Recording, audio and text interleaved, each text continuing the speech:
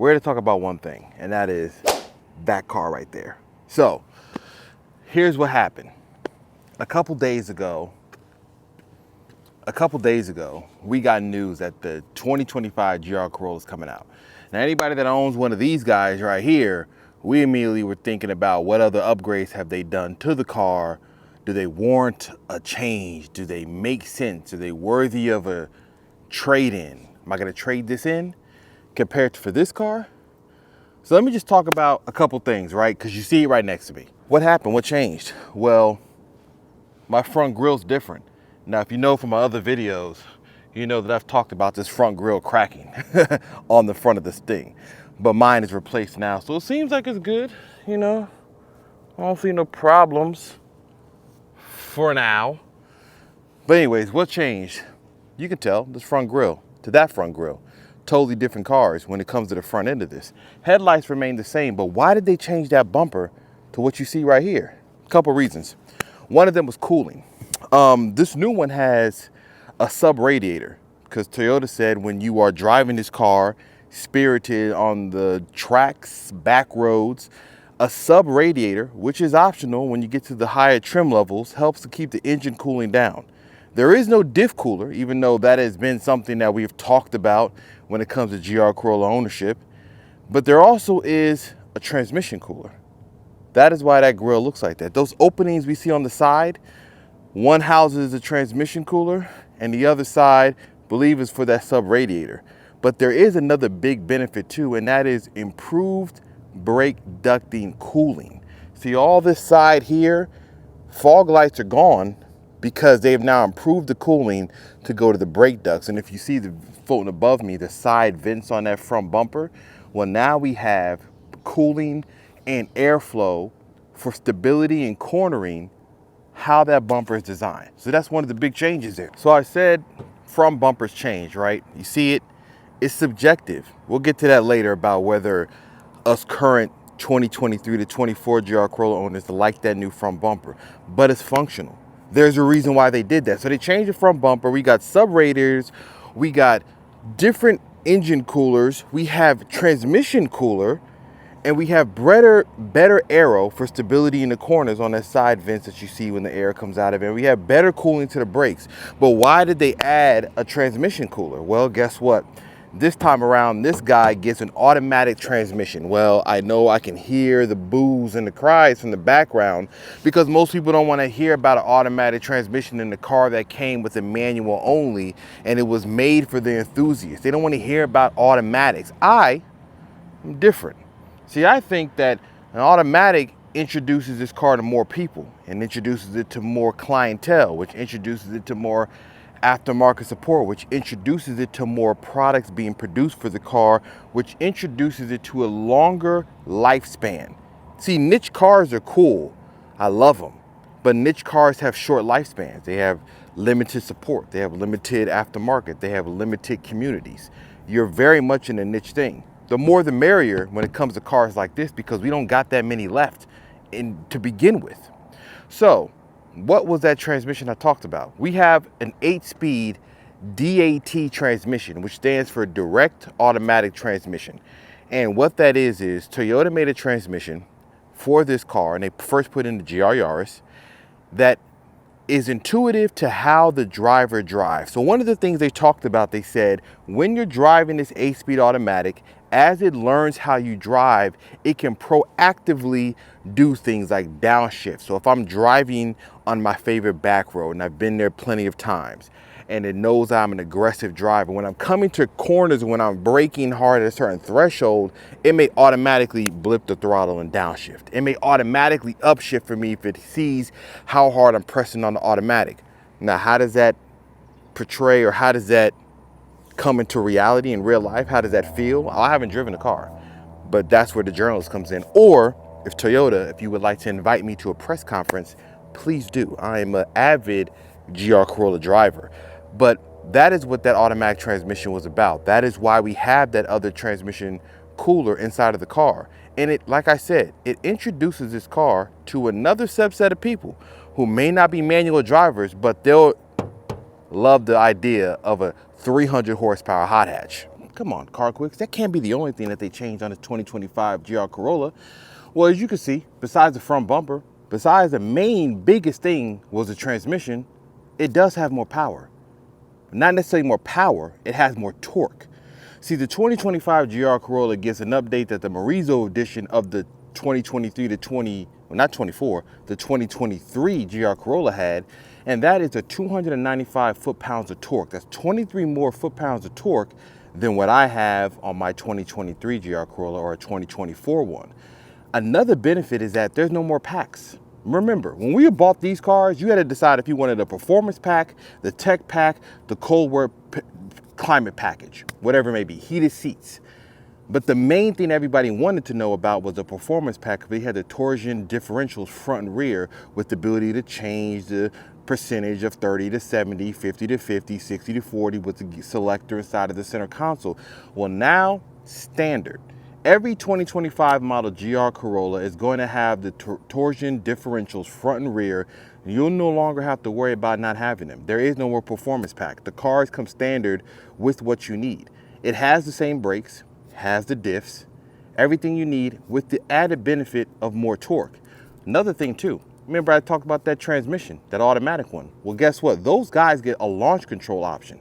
Now, I don't know what the speed was to 60 when it comes to the launch control, but the added torque is for the automatic and the manual versions of this car. So nobody loses out on performance. They all gain the same thing. We all get the same diffs. We all get the same performance. I'm not mad at that. So we need to commend Toyota, to be perfectly honest. Speaking of which, they didn't have to keep doing this. This type of car isn't really a seller. What I mean is, this isn't bringing the bacon home. This isn't where the bread is buttered. This is for us, the enthusiasts. This is for the people that enjoy driving. So round of applause to Toyota to keep producing and engineering this and improving upon each model year. So we have the automatic transmission to introduce a whole new subset of people to the car. We have improved aero. We have improved cooling. We have better brake cooling. We have more torque. We have standard performance diffs on every model. But what about like trim levels? What's going on with where's the circuit edition? Well, there is no more. See, we have a core, we have premium and premium plus.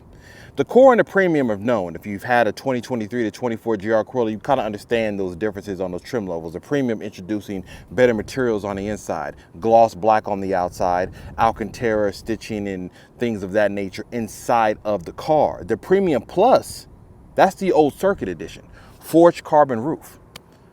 But this time, we're missing the circuit wing. So the wing is gone on the Premium Plus edition. See, on the circuit edition from 2023-24, we had a really cool wing. Some of us core owners, and myself included, we have it to put on the car as well because we like the idea of it.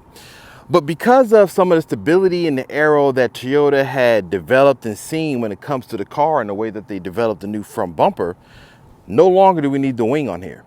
So we got a good idea, right? 2025 GR Corolla has these small improvements. What about the interior? Nothing really to change here. If you get the premium and premium plus option, you will get the Alcantara seats and you'll get the red stitching. The color options kind of get reduced. There isn't a blue flame. We have ice cap. We have supersonic red. We have black. We have heavy metal if you go for the premium and premium plus options of this car. Interior, Toyota says that they introduced a more dark and sporty vibe, which I'll be honest, this is already dark. I don't really know how much darker we can get. It's all black in here. Now, as far as the materials, they said some of the touch materials on areas and the seats have been improved for more tactile feel. That is all, again, subjective, and I'd have to get my hands on one. Again, another shout out to getting introduced to these press conferences. Holler at your boy. Now, sporty vibes and interior, transmissions, torque improvements, having a performance pack or a lack of a performance pack so everything is standard across the model range makes it a lot easier.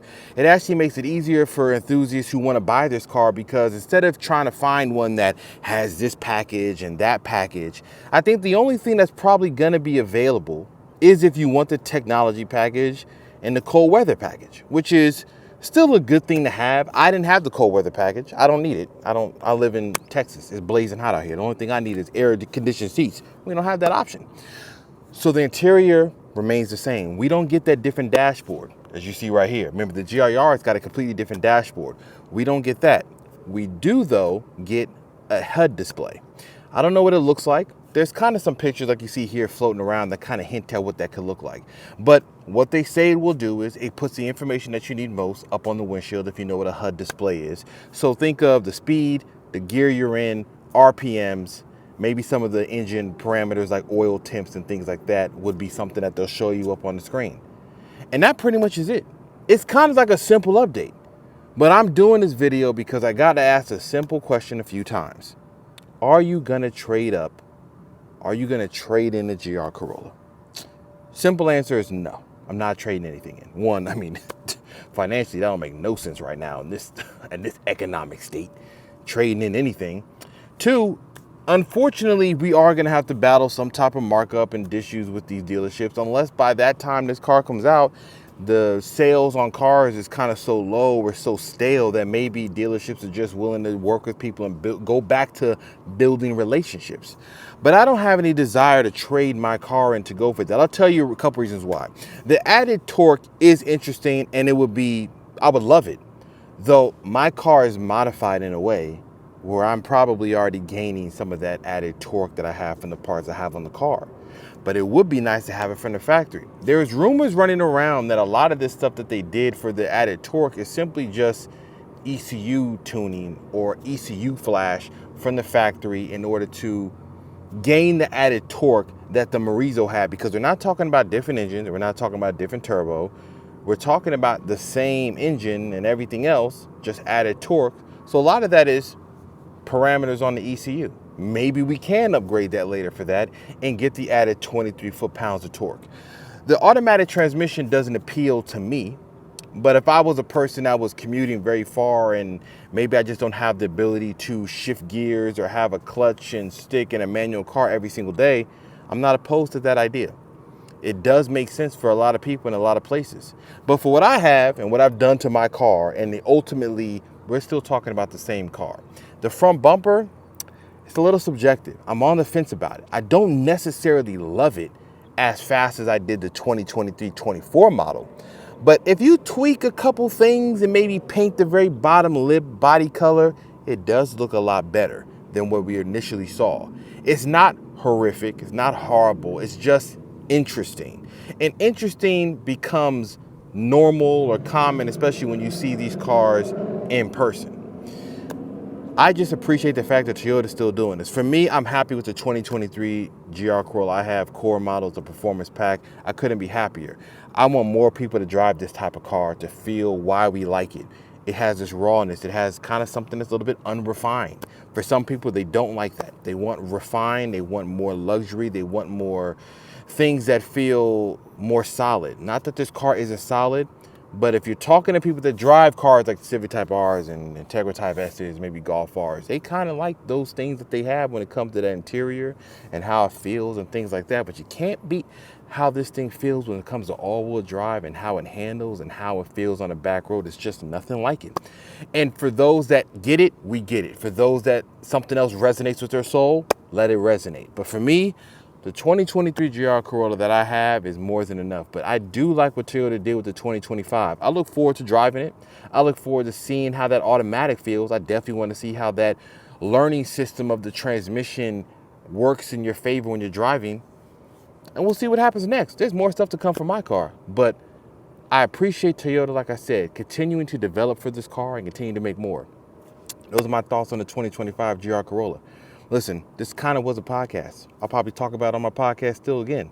But I want to give a little video, show the car, see what I think about it, and my opinion on if I was going to trade in. I'm happy where I'm at.